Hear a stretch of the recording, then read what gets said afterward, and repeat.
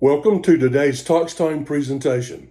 I am Joe Jones, Chief Operating Officer at USDTL, and I am excited to introduce today's speaker to you.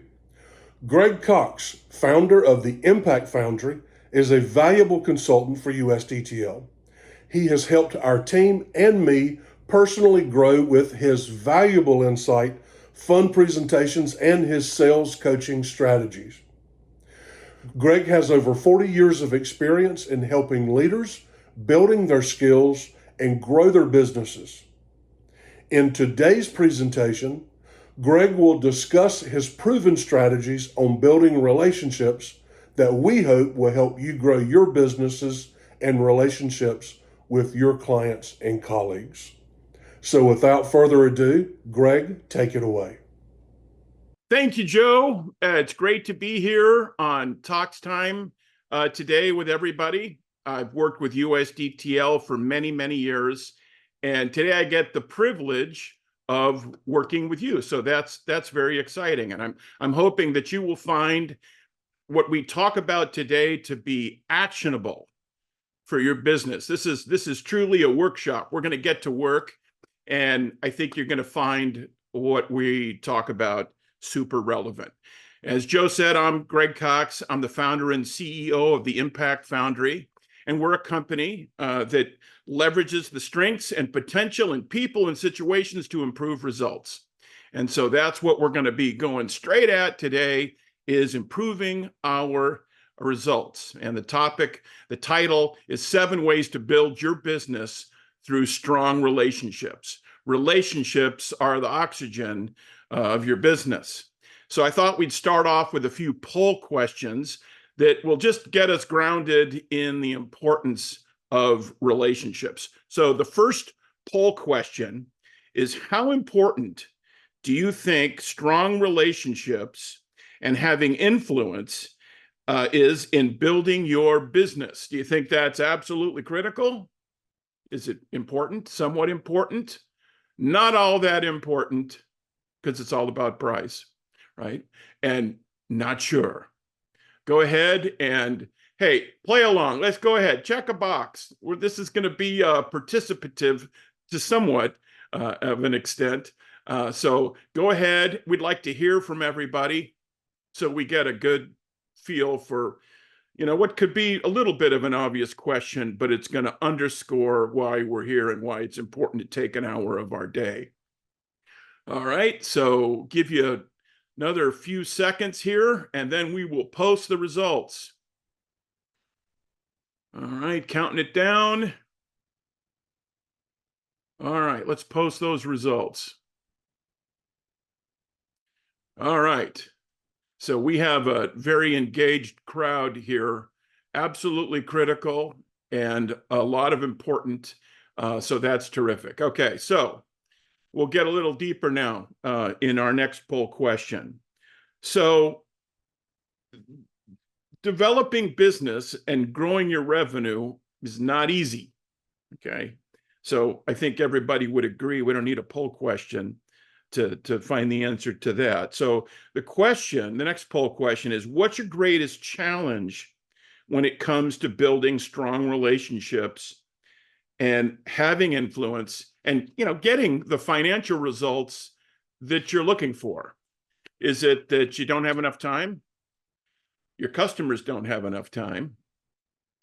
You're not scheduling enough time to focus on this important activity. Maybe you're not very good at it, or you're unsure. Go ahead and let's click a box, and we'll see what our results are in just a few seconds here. So go ahead and decide, check a box,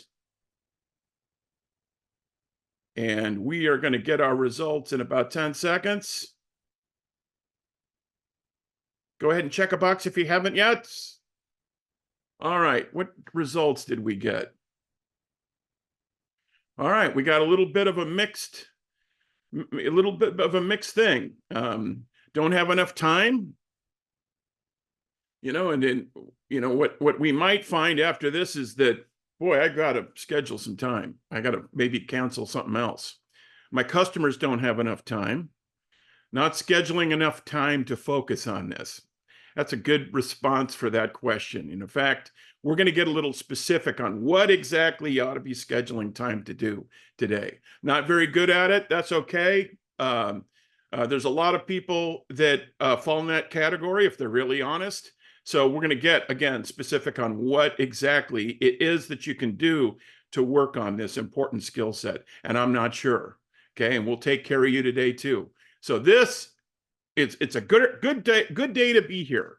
I think that after those two polls, I think we've got some really spot on content that you're going to find timely and relevant in September of 2024.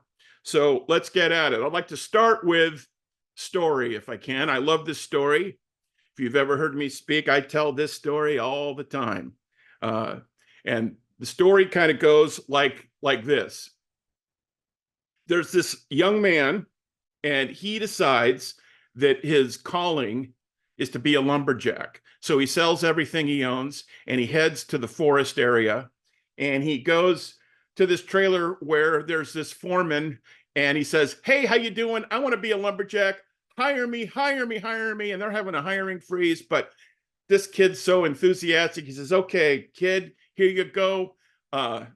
Go out in the forest and let's go. We'll see how you do. You're on probation though." And he goes out and the whistle blows and he starts chopping wood.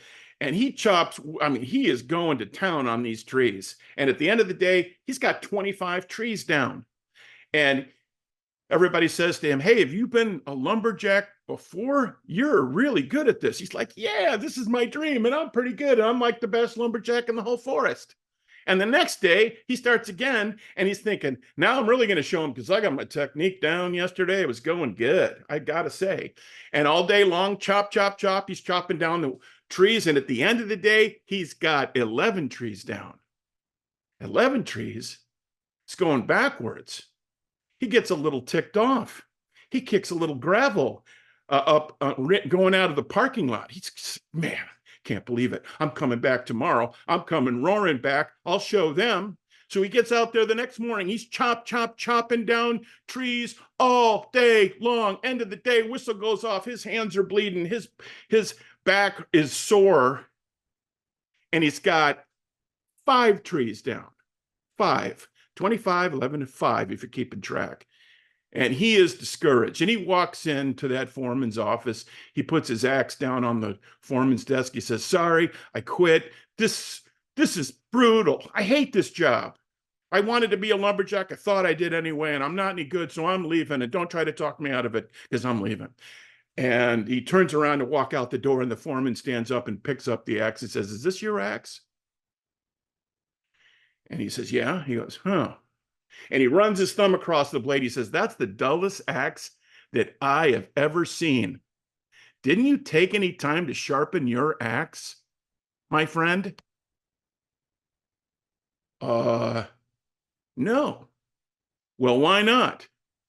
"Well, because I was too busy cutting down trees." So today is an axe sharpening shed moment for us all. Today, we're going to make the time, okay? Because if we're lumberjacks and we have a business that is our livelihood, we want to make sure that we're taking the time to do important things like axe sharpening. We're going to do some axe sharpening. And we're going to actually look at a couple different areas where if we're going to build relationships or we're going to be intentional about that, we are going to want to be paying attention to this. And if you have a team, you're going to want to make sure that as a leader that they're paying attention to this. You may even want to say, "Hey, come in the conference room right now." Okay, or have them watch the recording if they're not here today.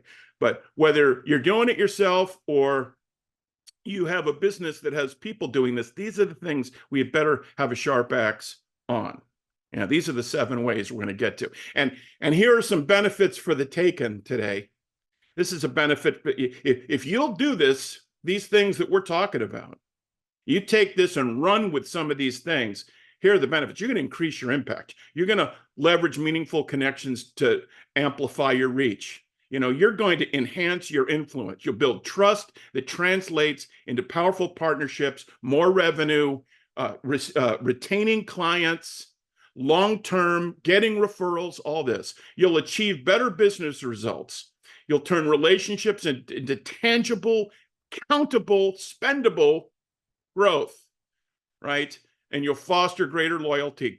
Cultivate relationships that last, because you'll know what the combination it is that you need for that particular client, because they're all different.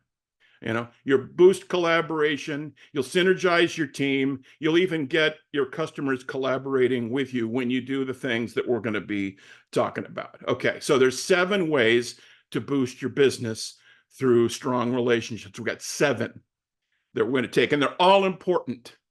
They're all critical. It's kind of like one of these things, like the body, your brain, your lungs, your heart, your digestive system, your pancreas. Okay, I could go on and on. But if all those body parts get into an argument over who's important and one decides to leave, that's not going to be good. You're not going to last a half hour without one of those in you, right? And so these are all equally important, all really important. And some people will say, well, gosh, Greg, these kind of sound like common sense.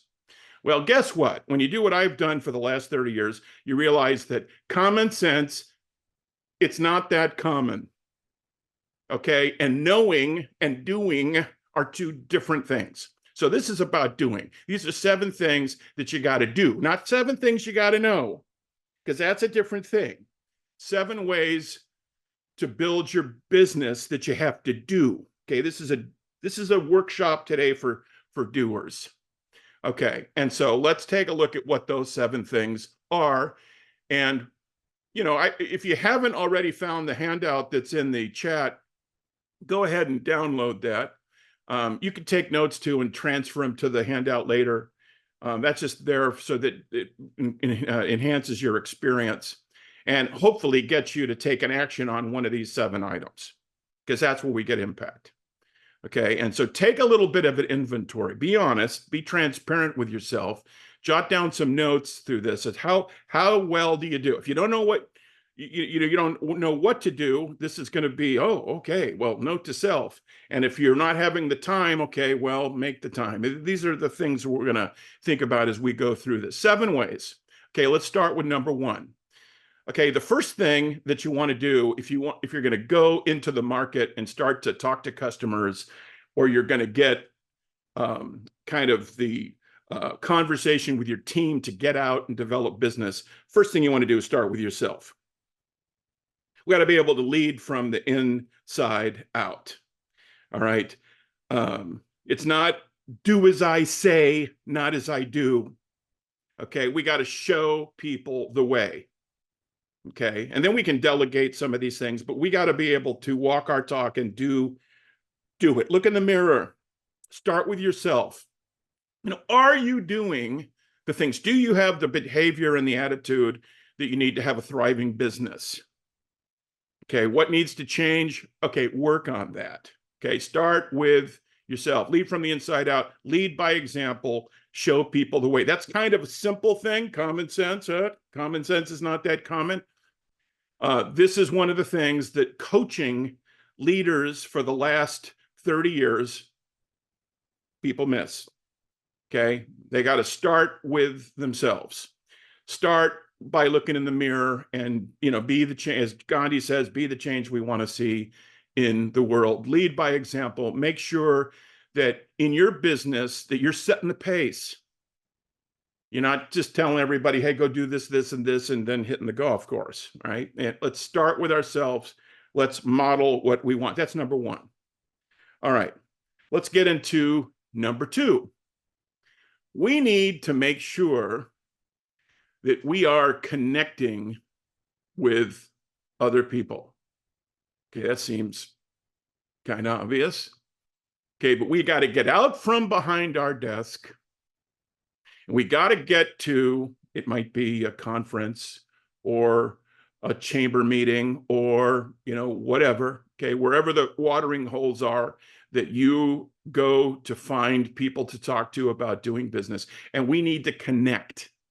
Okay, and not only do we need to connect, but I've got a distinction I'd like to share with you, and I kind of call it the walnut. We got to be able to connect in two different ways if we're going to be optimized in the way we connect with people. Number one, we got to connect personally. Okay, I think that there needs to be a personal connection in business relationships. Some people will say, well, this is professional, this is business. There's no we shouldn't be talking about personal things.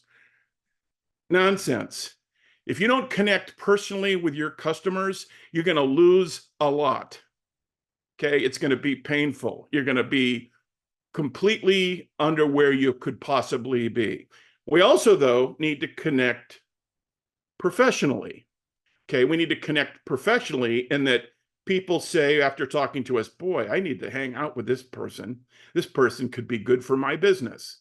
So we connect personally. Hey, this is a likable person. I like having them around. Okay, they light up a room by entering it, not by exiting it. If someone lights up a room by exiting it, that's probably someone that doesn't connect very well personally, right? But we also got to connect professionally. Okay, and that means we've got to have something good to say, a good message that's helpful, that doesn't waste my time, that adds value to my business, that helps my results become better. But it's two sides of the walnut, personally and professionally. And if you get to know people really well, both personally and professionally, your connection will be much stronger. And that is something that not only it gives you more joy, but will impact your bottom line significantly, and you leave a legacy. I mean, you get something that it becomes a viable going concern for many, many years. So connect both personally and professionally.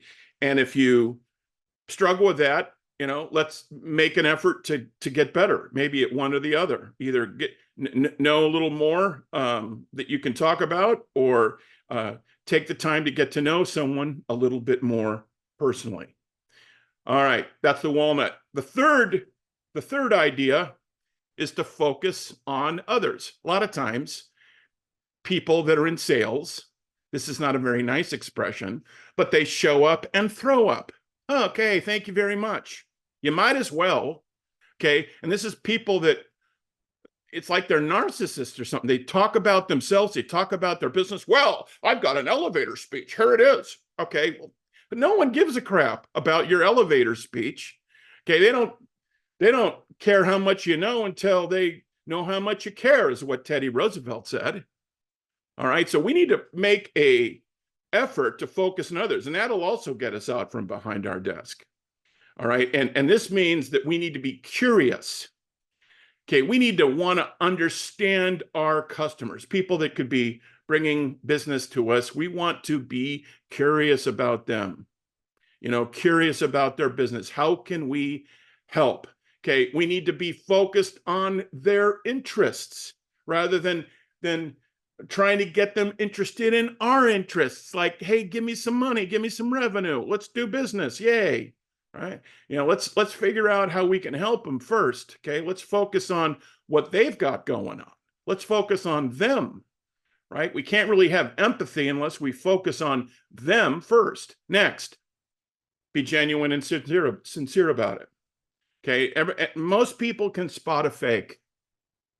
And so what we need to be able to do is realize that this relationship building is a linchpin for us, and get in there and do it sincerely, and want to make a difference in their business and help them get what they want. I had the chance to meet Zig Ziglar when I was a senior in college.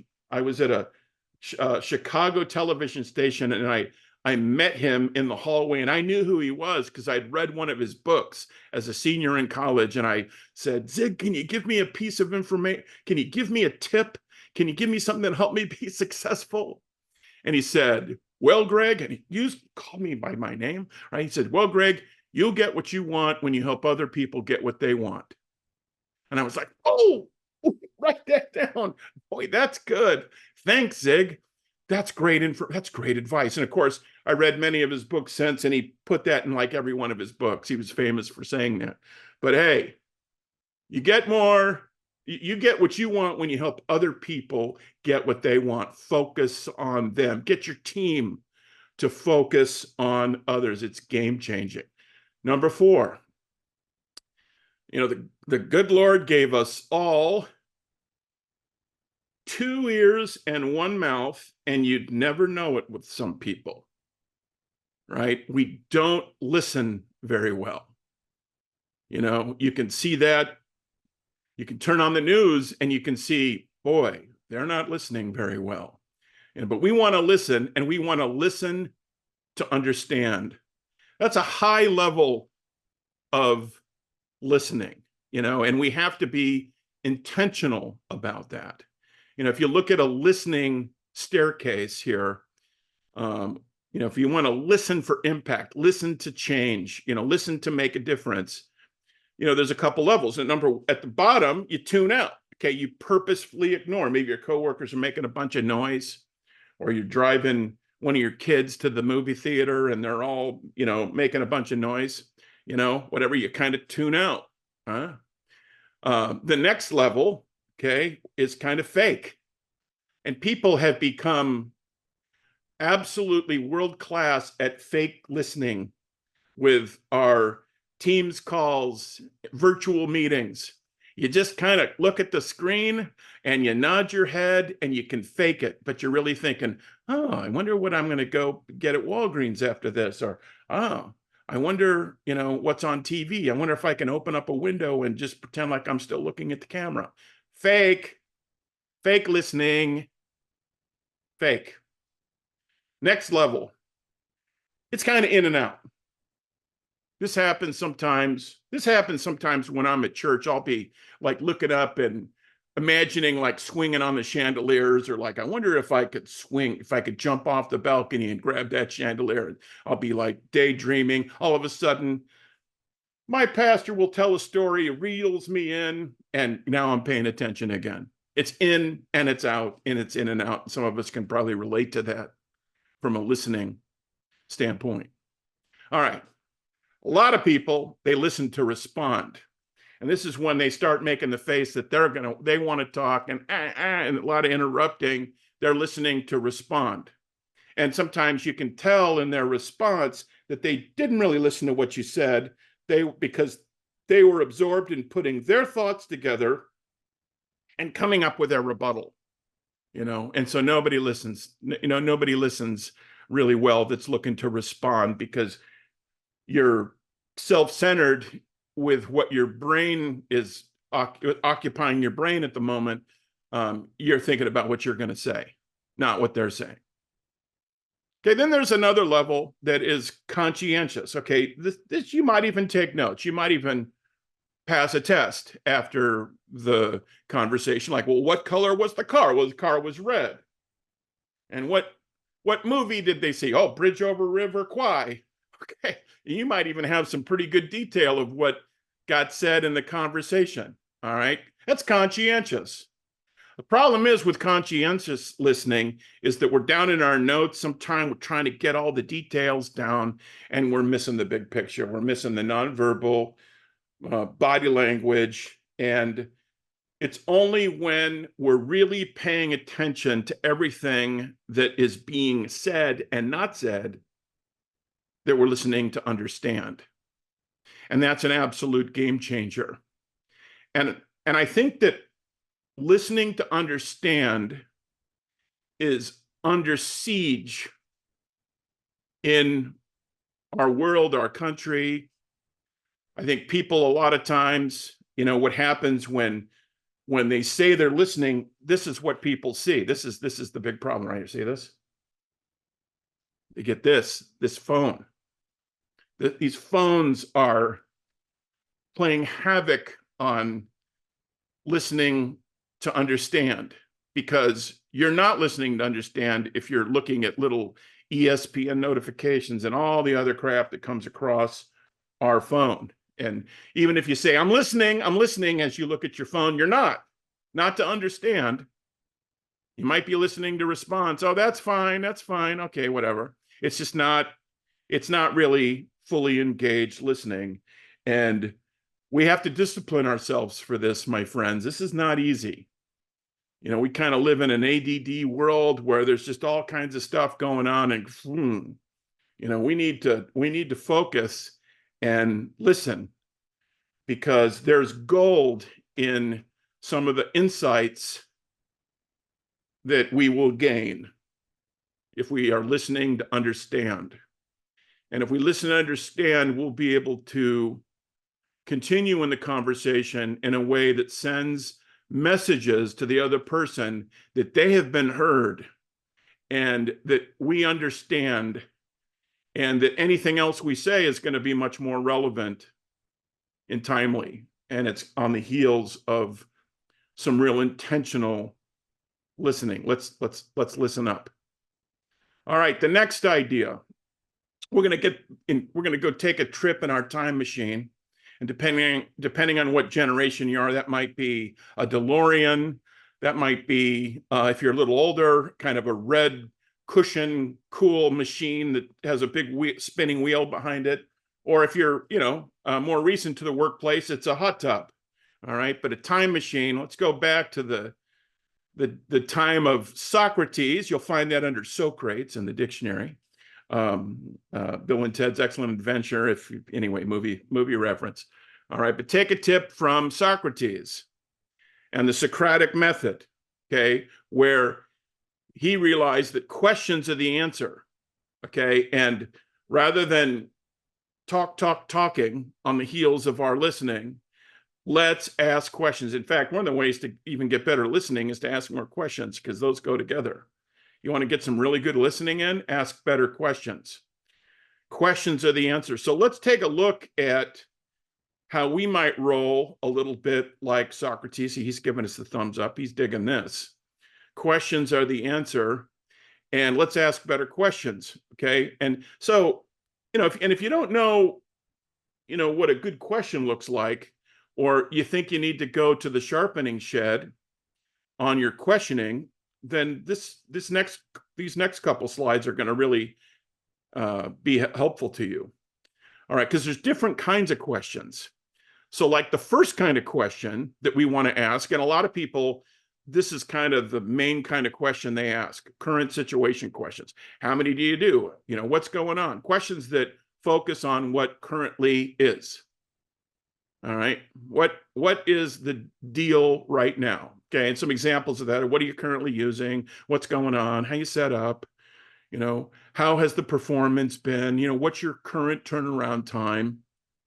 Okay, those are kind of, let's go for facts. Let's go find out what's going on with them. All right, and so this is an important kind of question. There's a lot of people that will ask nothing but this kind of question. And so you don't get quite the depth as you will if you ask a couple of these other kinds of questions. So let's look at the second kind of question. The second kind of question, and this is a question, boy, this is some question. A vision question is a question that has somebody reveal to you their future desired state. So this is kind of like look in the crystal ball. This is kind of, if you were to fast forward, what would you like to see?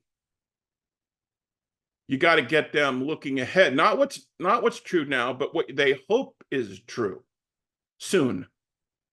Hey, by Christmas, where would you like to be? Hey, by Valentine's Day, where would you like to be? Where would you like to be? Where would you like to be at this time next summer? What would you like to see different? What would disappear? What would appear?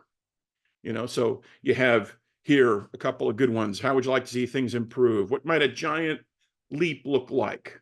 What would you like to see from a productivity standpoint? If you had a time machine and could see 2026, what would you like to see? What would a better situation look like? So with a vision question, you can check your work, because the answer that they give is something that's futuristic. It's easy, right? Just ask futuristic stuff. Ask a futuristic question. and this will have people kind of tell you what you probably want to help them get. Because remember, Zig Ziglar said, you get what you want when you help other people get what they want. So how do you know what that is? Well, you ask vision questions. Next kind of question. It's a challenge question. Questions that get people to describe their current challenges or problems, stuff that's in their way, right? And specifically, those questions might look, okay, what are you finding tricky? Where's there a disconnect? What complaints have you received? Or what's keeping you from getting the results you want? What's fallen short in a frustrating way because this won't go away where it could be? Okay, what keeps it from happening? Where's the barrier? Where's the gap? What's the tree that's lying in front of your car in the middle of the road that we need to remove? Okay, that's a challenge question. Another kind of question, it's a drill down question. Now, this is an interesting kind of question because most of these other kind of questions I just shared with you, you can kind of plan before a meeting. The drill down question, not so much. You better be listening if you're going to ask drill down questions, because those are questions that are formed in the moment. And it's based on what your client just said. Okay, so drill down questions they go deeper. And it not only gets clarity for you, which is what questioning does, gets clarity for you, but it actually gets clarity for them. Okay, that's the thing about questioning. We're going to build up all this insight, but the insight is shared. Sometimes, if you know what you're talking about and you're asking questions to people, they come away from the conversation learning a lot. And drill down questions formed in the moment. Yeah. Hey, can you tell me more about this thing you were just saying? Or can you give me an example of that? All right. So what's the timeline for that look like, do you think? And you were talking about this, why is that important? And so how will you know that that this thing you talked about has been successful? How will you know? Drill downs. So you and your team doing more drill downs. That's going to come on the heels of some pretty proactive listening. All right. And this is really going to help you. Just making yourself a note. Hey, drill down, listen, drill down. And you don't want to just ask questions to ask questions, but ask questions where the person you're talking to says, gosh, that's a good question. I'm glad you asked that. I'm not sure I even know the answer, or here's the answer. Yeah. Next question. This question is probably the real power question of the bunch, because you can't really ask this question unless you've done the rest of the questioning really, really well.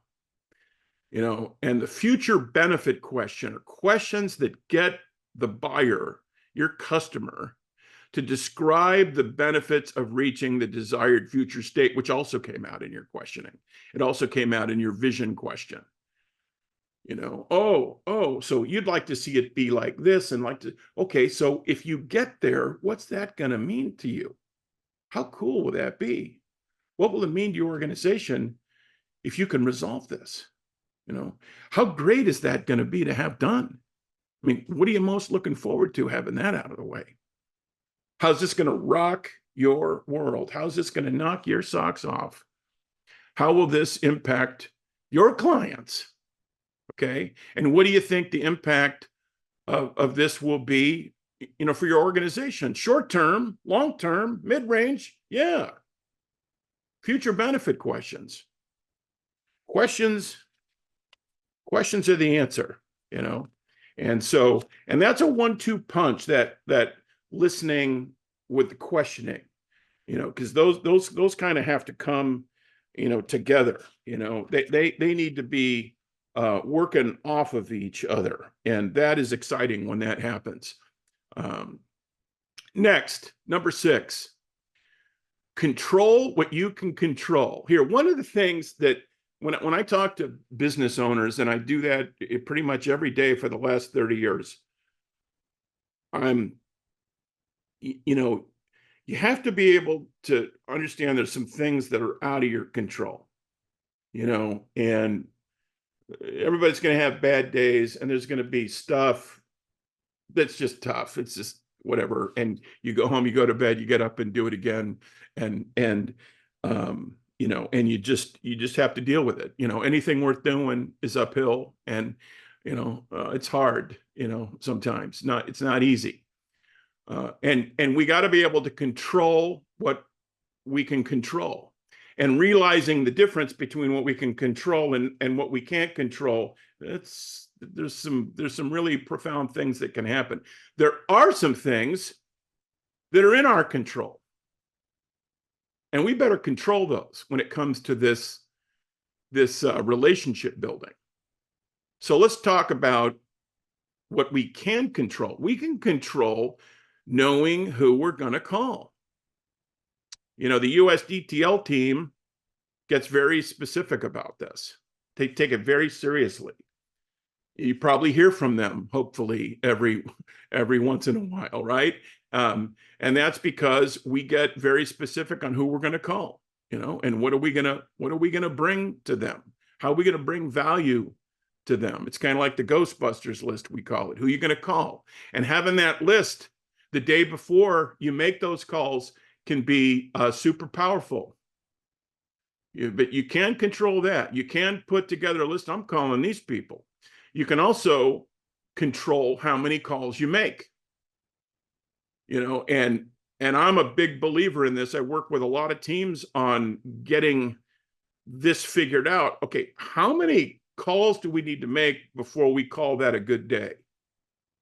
What does that look like? If you can't measure it, you can't manage it. And so we got to say, okay, how many? We got to count. We got to count our activity. And this is something that, the team at USDTL has done a great job. And in fact, they have a quarterly ops review where they get together just to talk about, okay, what did we do? What kind of efforts did we have so that we're supporting our customers? We want to be seen as we want raving fans, customers that are raving fans of ours. And so part of that is to keep in contact with them and, use client services as a way, so you call us if you need us, and, to be available. That's something we can control, right? So who we're going to call, how many calls we make, and the quality of our calls. Sometimes, we make a call and it's like, oh, I'm just touching base. Okay. I'm just checking in. Okay. I'm just calling to say hi. Hi. How about we bring some value other than that? And if we can have some value, chances are our calls are going to last a little longer. Our voicemails are going to get returned, and we're going to have more impact when we control what we can control. Kind of with our salesperson hat on. Let's control what we can control. All right. Number 7. I told you there'd be 7. How about this one? Do what you say you're going to do. Okay, the world is a competitive place. There's probably other people in your area that do what you do. All right. So there's other choices, and it's really important that we do what we say we're going to do. And a lot of times we can fall a little short on that if we see it from the customer's point of view, because the customer is going to hold us accountable. Well, did you say you'd have it by Friday? Well, Monday is not Friday. All right. Getting stuff on time, turning it around, showing appropriate urgency. At USDTL, it's great. They call it true blue urgency because everybody bleeds blue at USDTL if you know them well, right? And, we do what we say we're going to do. And not perfect. Sometimes we might, everybody's human, but hey, we're going to do what we say we're going to do. Because if we don't, we're going to be called out on that. And so this is something we have to remember in our businesses. We gotta deliver what we've promised. Sometimes it's good to, under promise and over deliver. We've heard that, right? Well, that's a reason that we've heard that is because that's a good thing. That's a good saying. All right. Do what you say you're going to do, or they'll think, liar, liar, pants on fire. Right. And so let's do what we say we're going to do. All right. So, those are 7 areas. Okay. And if you print off the handout, you can, or you took notes, let's look at those 7 areas and ask yourself. Okay. And it might be that, man, I need to work on all of these. Okay. But let's ask ourselves, which of these 7 areas would make the most significant impact in your results if you were more intentional about it? Or you got your team to be more intentional about it. And we got 7 things that are all critical, all parts of the body, so to speak. But we're curious, which are the ones you're like, dang, give me some of that? Or, hey, note to self. Yeah, let's pay more attention. Let's be more intentional about that one. And you can only check one. You might, even if you have a secondary one, you can put that in your notes in front of you. But so go ahead and we'll give you another couple seconds and then we'll post the results. All right. And the results came out as, all right. Oh, everybody got, we got a little bit of each of these almost. Okay. Working on yourself, making a better effort to connect with people. Okay. We certainly got a bunch of tools today to do that. At least be thinking about it. Focusing on others. All right. Didn't get any, but we're going to focus on others with most of those other ones. There's a little overlap there. Be a better listener, better questions. That resonated. Control what you can control. Okay, good. We got some good feedback. Really appreciate that, everybody. All right, so let's do this as we kind of wrap up here and close out what we're talking about today. I'd like to introduce you to something I call the intentionality equation. And this is something that was the first thing I copyrighted when I went out and started my own firm, the Impact Foundry. And this is the intentionality equation, which is core to what we work with businesses on, and what USDTL has become fantastic at keeping front of mind with its leaders and its team. But you start with vision, okay? And this is like getting a thought, okay? Whether it's through journaling or talking in an executive meeting about, okay, what do we need to improve? Where are our opportunities to be better off? Okay, what do we want the future look, that crystal ball look? What do we want to have be different? Okay, next, because it's just daydreaming if it doesn't get to this next step. Action. What are we going to do? What play are we going to run to get over, under, through maybe the challenge that we see going away and the situation improve? What are the actions that we're going to take? And then only after those actions have taken place, and sometimes we have to regroup and take different actions and keep chasing that vision, does the impact happen? And that's what I define as intentionality. And the intentionality equation takes a lifetime to master and sometimes gets the best of us. But I like to keep that in front of people and keep getting people to talk about their vision and what actions they might want to take so they get the impact they want. I've realized that I'm going to get what I want, right? Zig told me so. I'm going to get what I want when I help other people get what they want. So I'm going to ask them, what do you want? What do you think this looks like? How can we make that true? Okay. Action. What are we going to do? What are we going to line up? What are our priorities? What's our checklist look like? All right. Next time we talk, let's cross a bunch of them off, and guess what? We'll be closer to impact. So pick one of those 7 things, the one you checked, and think about, okay, just a couple things. Okay. First of all, visualize what's that going to look like when it's significantly improved for you. For you. What's that look like when it's significantly improved for you?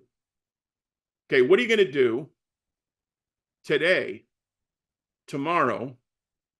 Okay, because there was a reason you were on this today, right? So let's get going. So what action are you going to take? What action are you going to take? So that, my friend, is that's the intentionality equation. And I challenge you to, over the next couple of weeks, keep track of yourself and wrestle with this. You got to grapple with this a little bit so that you get what you want. Yeah. So it's been great to spend some time with you today. Please connect with us on LinkedIn. I think we put our LinkedIn links in the chat. It would be great to connect with you and hear from you. Again, it's been terrific. I want to thank USDTL for giving me this opportunity. Obviously, they're an organization near and dear to my heart, a great organization of really great people that do really great work. And I'm appreciative of them allowing me to come and share with you some of the ideas that they've taken to heart and put in a very intentional way into action across their organization. So I think with that, I'm going to turn it over to Grace, and we'll do some Q&A. Subscribe to our channel and visit our website for more information.